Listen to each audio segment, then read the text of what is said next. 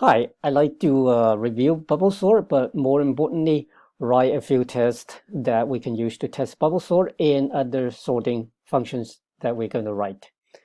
So this is the bubble sort functions that we looked at earlier is slightly modified. The most important thing is that the flow largest to top, it used to be a global function, but I've moved it inside bubble sort itself so that it becomes a nested function.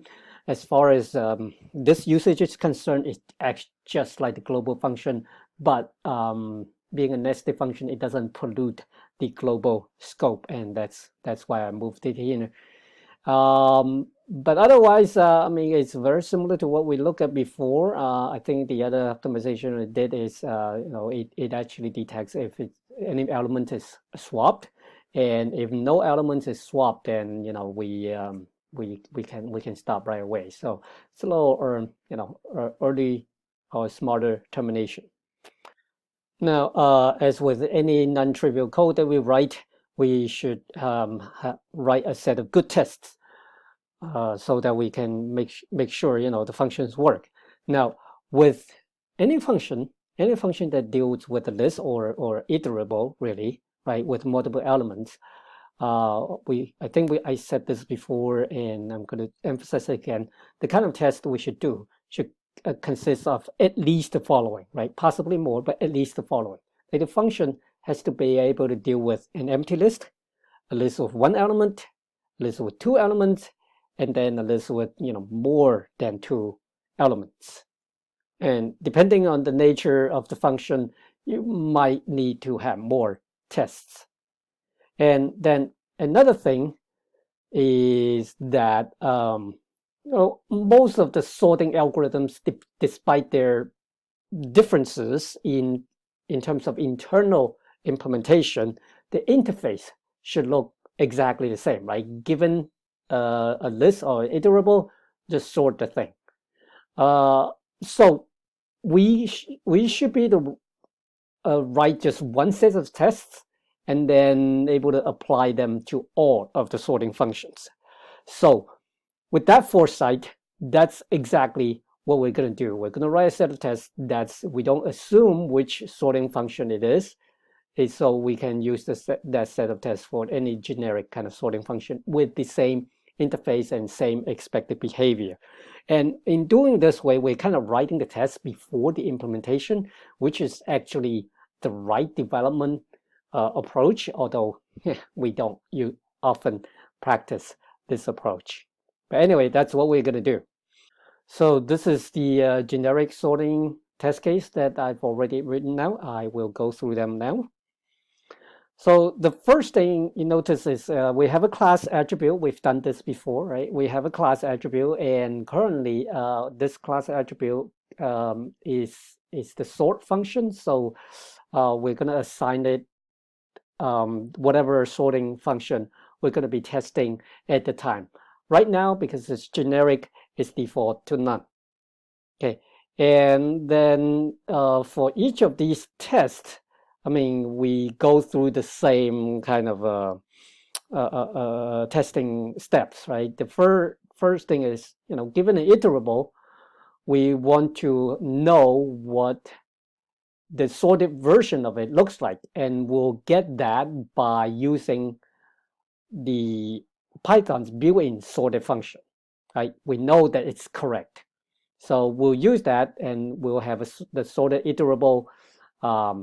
This is our expected value. And then we'll call our own sorting function on the iterable, which will sort it in place. And then finally, we'll make sure that whatever we sort using our sorting function is equal to the the result returned by the Python's built-in sorted function. Now you might see a little funny syntax here that instead of doing just self.sort function, I'd use self.dunder class and sort function. And the reason for that is basically if I don't put the class here, if I just say self.sort function, it ended up just like calling any other instance method. It passed self to as the kind of the implicit first parameter to the function. So that's not what we want, right? We basically just want the iterable, not some implicit self first parameter. And that's why I have to do what I had to do here. Okay, and now the first test case that we want to write is, we want to test on the sorting empty iterables, and we just then call the help test sort with an empty iterable.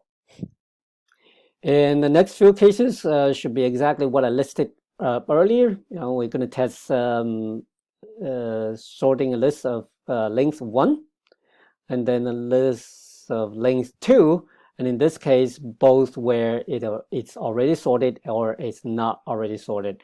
And then for the test case where it's more than 2, I just kind of pick a number 5, and this is an unsorted list of 5 elements.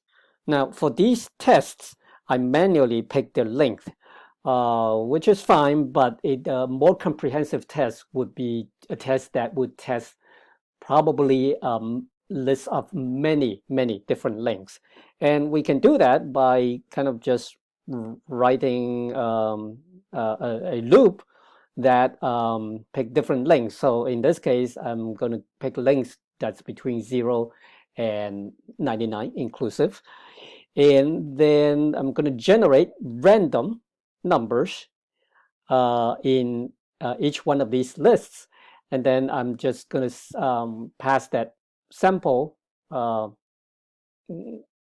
list of random numbers of certain length to our help test sort function.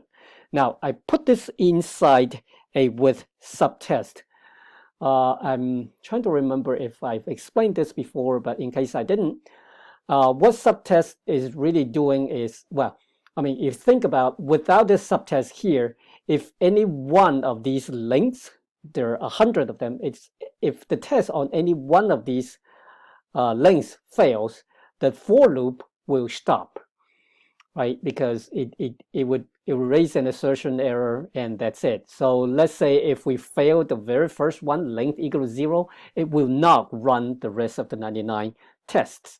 And I don't want that. I want each test to be independent. So even if one of them fails or 5 of them fails, I want the rest of them to run. So I have an overall idea of, out of 100 tests, how many of them actually fail. And that's what the subtest allows me to do. And so that's why I use it.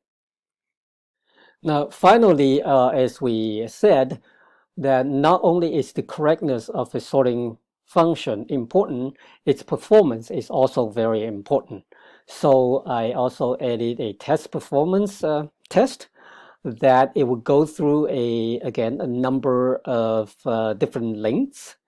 And so the lengths I'm going through here is 10, 150, and then starting at 1000, the step is 2000, so 1000, 3000, 5000, 7000, so on and so forth, up to 20,000. Now 20,000 is not a very high number, and I probably could have gone higher. I didn't do that because any larger number makes kind of, for the n square algorithms like bubble sort, it takes a really long time already, and particularly probably because I have a very old machine. So I don't go very high in the max length, but you might want to if you find these tests just takes, if they finishes too quickly, and anything that finishes too quickly probably doesn't give you very meaningful performance numbers. So anyway, so that's what that is. And then the same drill here, I generate a sample of random numbers into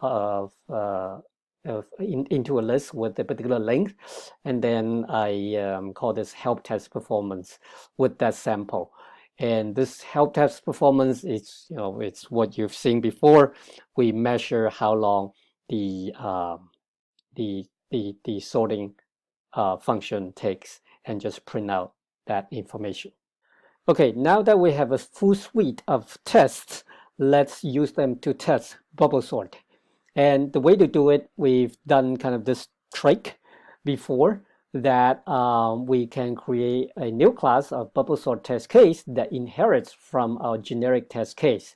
And all we have to do is assign the class attribute, the sort function, to the function, the sorting function that we want to test. In this case, it's bubble sort. And that's it. And we can run it. I'm going to just show you that it works. Now, as I said, it's already taken a while to run the performance test on bubble sort on my machine, so I'm not going to finish running it. But anyway, this is just to show you that it works. Now, there are other ways of kind of reusing tests for probably different sorting function. One of the other things that I considered was parameterized test, but I went with this approach and because it works and it's simple. Okay, so the last thing I want to show is just my the performance measurement for bubble sort, and I plotted it out, and as you kind of expect, this it kind of accelerates upwards as the number of elements increases. This is kind of it's a sign of if not n squared, then at least some sort of polynomial kind of growth.